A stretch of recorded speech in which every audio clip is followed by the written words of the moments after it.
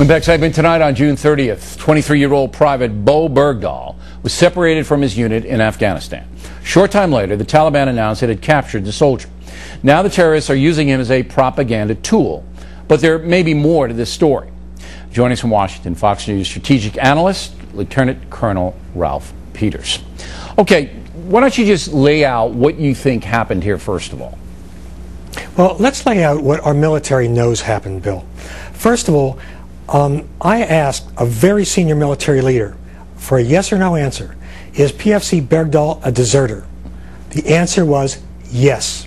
Now, according to the Article 85 Uniform Code of Military Justice, as a minimum, he is AWOL in a war zone. Now, he told that story on the videotape of the Taliban about getting separated from a unit during a patrol. That is a lie. Our Army also knows that he left his combat outpost, he left his buddies in the hours of darkness, left his weapon behind of his own volition. Now that's what we know. Okay, but let's stop there. The story about the patrol is nonsense. Okay, let's stop there. You have a guy in the middle of nowhere. You know Afghanistan. I've been there. It's not a place where you can just like leave and then go to the 7-Eleven and hitchhike. All right, it's desolate. There's nothing going on. He leaves his weapon and he goes out someplace. Number one, that tells me he's crazy, Colonel. That he's a nut.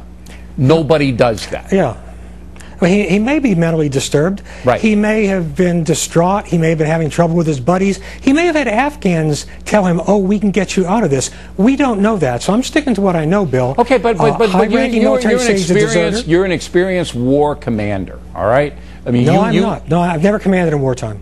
Oh, I'm sorry. I thought you were on patrol and things like that. I thought you had done. I've been on patrol, but I've never commanded in wartime. Don't want to. So I don't want to be a leftist and claim things I didn't do. You're an experienced soldier in the field. How's that? Okay. You know that in the military, particularly in the middle of a war, when you are in a place that is just totally out of control, there's nowhere to go. All right. You leave your weapon and go with anybody away from your unit.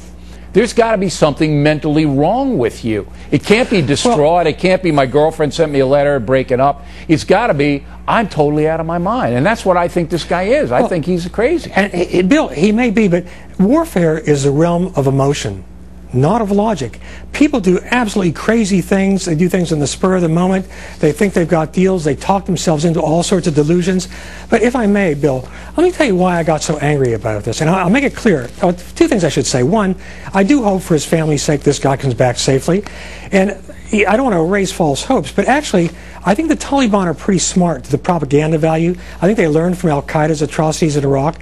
So I think there's a good chance we'll see him in another propaganda video, and then he may well be released. But my anger is that the media has been turning this guy who's an alleged deserter, certainly AWOL in a combat zone, into some kind of hero. Now, why does it make me angry? Because we know Bergdahl's name. How many of us know the names of the soldiers, Marines, Navy corpsmen fighting through crippling injuries in our military hospitals? The names of those who came home with flags over their coffins because they did their duty. The names of the decorated heroes. They get no media Absolutely, attention. And I'm with you on that. But I haven't seen the media glorifying Bergdahl. Have you? Is there anybody specifically you've seen glorifying the guy? Well, I think yes, actually, you take obviously Air America, etc. But and they have, he painted him as a virtual hero. But they're not questioning. The other networks aren't doing the investigative work to say what's the circumstances. Can we talk to the guys in his unit?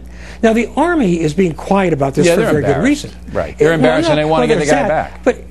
But it's also, and that's important, but it's also a legal case. As a minimum, this is a court-martial offense. Of course, we may just put him on Oprah's couch if we get him back, we'll see. But Bill, for me, I was angry when this broke because I felt the media were glorifying a guy who abandoned his buddies in combat. I can guarantee you his buddies aren't happy because he shamed his unit. And three, if we want to pay attention to anybody, let's pay attention to our real heroes. Now, on that videotape, he lied and he lied. All right. For the enemy's benefit. We appreciate it very much. Thank you.